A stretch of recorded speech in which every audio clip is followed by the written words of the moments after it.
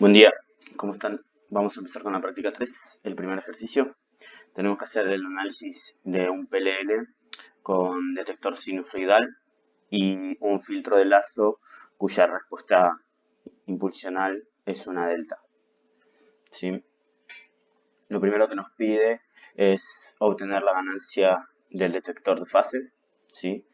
El detector de fase lo que nos devuelve la salida es una sinusoide donde la fase es proporcional a la diferencia de la fase de la señal de entrada y de la señal estimada, que es la salida de ese VCO.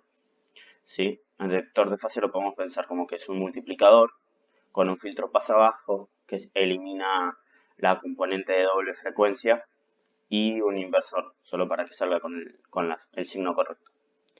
¿Sí? Entonces, si pensamos un poquito esas cuentas, vamos a ver que la constante de ese detector va a ser un medio del producto de las amplitudes de ambas señales, ¿sí? Así que sería un medio de AC por AB.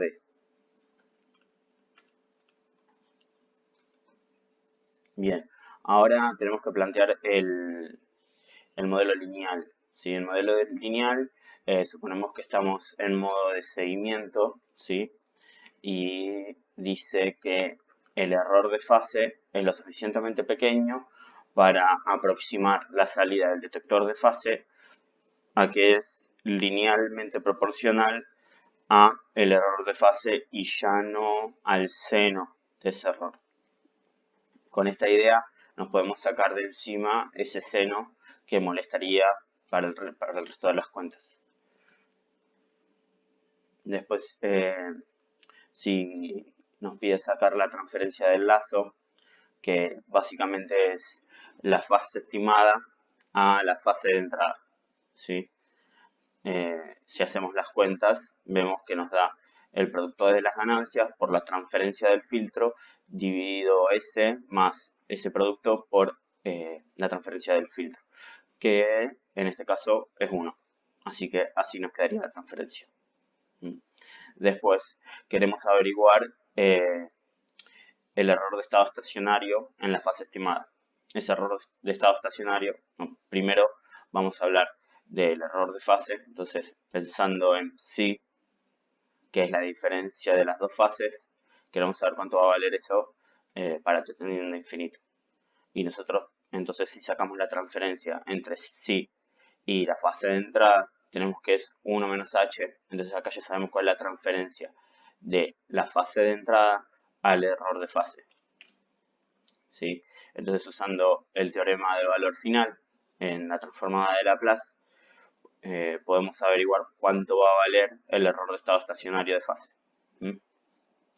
Ahora, la idea primero es calcular ese error de fase cuando a la entrada, la fase de nuestra señal es constante, es simplemente teta sub 0. Transformando eso en Laplace, obtenemos psi y ya podemos calcular el error de fase de estado estacionario, que básicamente nos dice que un PLL de primer orden puede engancharse en frecuencia con error de fase 0, siempre y cuando sea esta la fase de entrada, que básicamente no trae información, no tiene mensajes, simplemente una portadora con una fase inicial. Ahora, ¿qué pasa si al mismo PLL entramos con una fase que es una rampa? 2pi f delta t más teta 0. Bueno, ya en este caso, haciendo las mismas cuentas, vemos que el PLL engancha en frecuencia, pero mete un error de fase constante, ¿sí? Ya no puede seguir tan bien este PLL a la señal de entrada.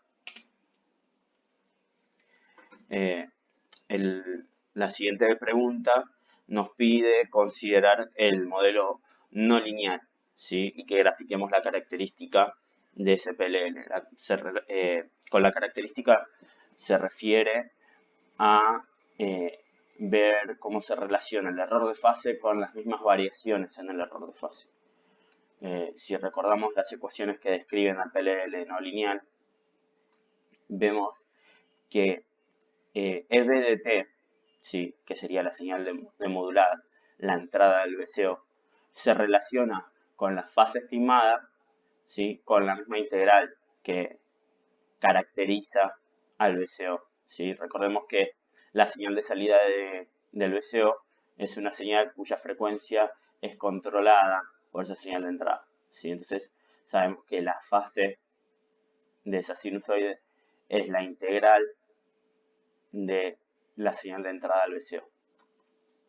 Entonces, si, si consideramos la convolución que hay entre la señal diferencia, ¿sí? Ese seno del error de fase, con la respuesta impulsional del filtro, ¿sí?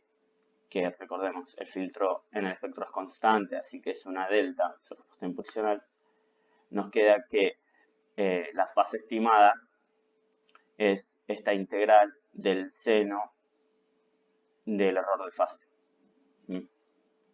Entonces, bueno, si reacomodamos un poco para que todo quede en función del error de fase, vemos que las variaciones de frecuencia menos el error de fase es igual a K0 por KD por el seno del error de fase. Y ahí ya podemos relacionar las variaciones en el error de fase con el error de fase instantáneo. Bien, ¿qué nos dice la característica no lineal del PLL? Bueno, primero que si la derivada de psi es positiva, ¿sí? Significa que el error de fase está creciendo, ¿sí? Entonces supongamos que en el estado inicial estamos en el punto B, donde la derivada del error de fase es igual a delta omega, ¿sí? Entonces esta es positiva, entonces el error de fase va a ir en aumento, pero va a llegar a un punto donde la derivada sea cero, va a querer ser negativa, pero esas contribuciones negativas implican que el error de fase disminuya. Entonces, mientras que de B vamos hacia A, al pasarnos de A, la ecuación característica dice que esa derivada vuelve hacia A. Entonces, la derivada siempre busca estar en cero, ¿sí? Pero esto cuando va a pasar, siempre y cuando delta omega sea menor a KD por K0, ¿sí? Básicamente, el PLL de primer orden va a poder seguir escalones o rampas de frecuencia donde ese delta omega sea menor a KD por K0. Donde sea mayor, ya no se va a cumplir esta ecuación, nunca va a haber un cruce por cero, ¿m? Y el PLL va a quedar oscilando. Bueno, el ancho de banda equivalente de ruido es relativamente sencillo con lo que vimos. Tiene una integral fea, pero bueno, se resuelve con identidades trigonométricas. Y bueno, básicamente es ver cuál es el ancho de banda del filtro perfecto hipotético, de manera tal que a la salida de este filtro hipotético tengamos la misma potencia de ruido a la salida que la que tenemos a la salida de nuestro PLL, ¿sí? Entonces, bueno, si hacemos las cuentas llegamos evidentemente que el ancho de banda es KD por K0 sobre 4. Lo importante de esto es ver que si bien KD nos permite limitar, acá lo vemos, KD y K0 nos permite hacer tan chico como queramos el error de estado estacionario, ¿sí? Pero si lo aumentamos demasiado, aumentamos el ancho de banda de ruido equivalente, ¿sí? Entonces hay una relación de compromiso. No tenemos que agrandar KD y K0 para hacer el error de estado estacionario tan chico como queramos. Lo que hay que hacer es aumentar el orden del PLL. Ahora sí analizamos el PLL de segundo orden. Volviendo al modelo lineal, nosotros tenemos al VCO, que justamente la fase estimada, la salida de ese VCO, es la integral de la señal de modulada, ¿sí? Entonces ese VCO lo representamos como un integrador. Y es de acá que sale que un PLL o sea, que un PLL es un orden superior al orden del filtro en el lazo, en este caso FS. Entonces, si el filtro de lazo es de primer orden, el PLL es de segundo orden. Bueno, nuevamente nos pide la transferencia del lazo, ¿sí? Entre fase estimada y fase de entrada, que van haciendo las cuentas, llegamos a esta expresión. Después tenemos acá la transferencia entre el error de fase y la fase de entrada para poder calcular el error de estado estacionario. ¿Sí? Y ahora, ese error primero nos lo pide para una fase que es una rampa. ¿Sí? Así, 2pi f delta por t más θ 0. Bueno, transformando en Fourier y aplicando el teorema del valor final, llegamos a que efectivamente un PLL de segundo orden es capaz de engancharse en frecuencia y bueno, con un error de fase 0. ¿Sí? Entonces ya vemos la mejora en el desempeño en un PLL de segundo orden frente al de primer orden. ¿Sí? Bueno, pero ahora, ¿qué pasa cuando esa variación de frecuencia es uniforme? ¿Sí? F de t es la rampa. ¿Sí? Ya no hay un escalón de frecuencia, no hay un delta constante en la frecuencia, sino que ese delta va variando con el tiempo. ¿Qué le pasa al PLL? Estas variaciones de frecuencia las podemos modelar como que la fase de entrada varía con el cuadrado del tiempo. ¿Sí? Si a nosotros nos dicen cómo es eh, esa variación de frecuencia, bueno, integramos la frecuencia y obtenemos la fase. Otra vez, transformando en Laplace y aplicando el teorema del valor final, llegamos a cuál va a ser el error de estado estacionario. ¿Sí? Que vemos el PLL segundo orden engancha frecuencia, pero con error de fase. O sea, lo que podemos ir deduciendo es que si queremos error de estacionario 0, el PLL tiene que ser de un orden mayor al orden de variación de la fase de entrada. ¿Sí? Ustedes fíjense que acá tenemos el cuadrado, o sea, la fase varía con el cuadrado del tiempo, ¿sí? Y nuestro PLL es del segundo orden.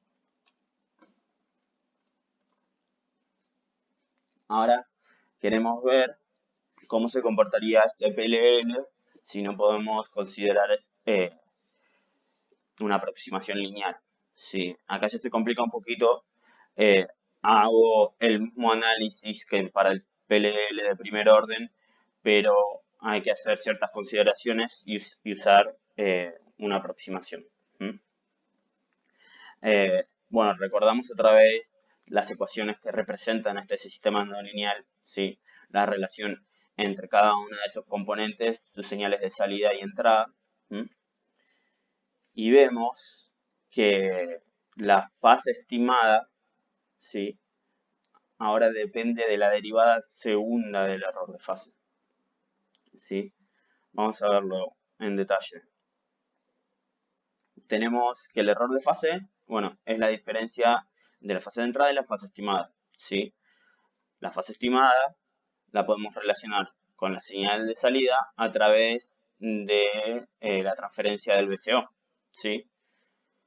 Ahora, si derivamos dos veces esta expresión, vamos a tener que la derivada segunda del error de fase es la derivada segunda de la señal de entrada menos K0, la constante del VCO, por la derivada de la señal de salida, la entrada del VCO.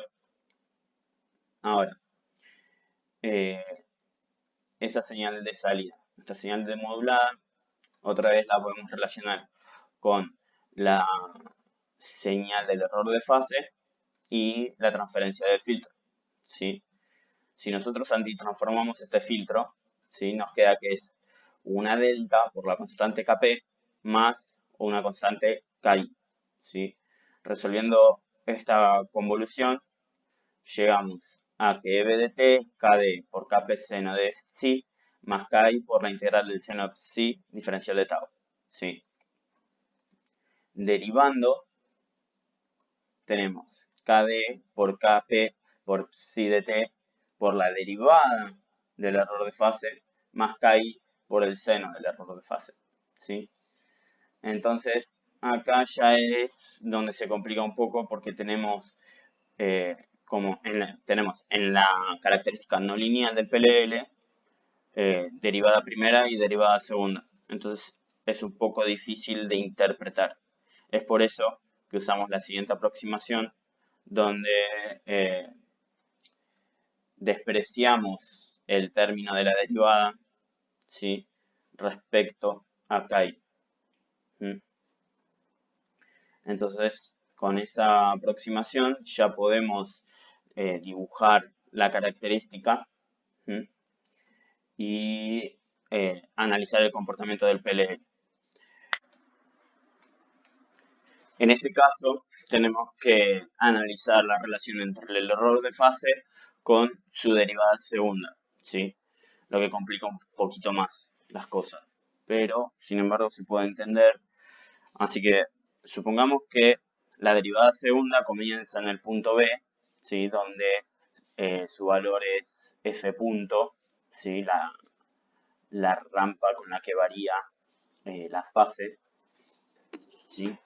Ahora, cuando la derivada segunda es positiva, significa que la derivada primera está creciendo.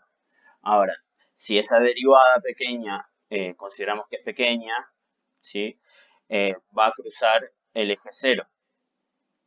Cuando cruce ese cero, sabemos que el error de fase también va a comenzar a disminuir. Ahora, cuando la derivada segunda aumente lo suficiente también para cruzar el cero, la derivada primera va a estar en disminución. Va a cruzar otra vez el cero, ahora la derivada primera se va a hacer negativa y el error de fase va a ir disminuyendo. Y es así como enganchamos hacia el punto A. Solamente que esta vez no voy derecho de forma exponencial, ¿sí? No llego al error de fase de forma exponencial, sino que con una sinusoide, ¿sí?, como las respuestas de un sistema de segundo orden, ¿sí?, que es una sinusoide donde su envolvente es una exponencial. Entonces, el error de fase va a ir oscilando y la amplitud de esa oscilación cada vez se hace más pequeño hasta tender al error de fase de estado estacionario, ¿sí? Así que esa sería la característica no lineal del PLL de segundo orden. Eso sería todo. Ya les dejo el inciso C y el B4 para que lo resuelvan ustedes. Hasta luego.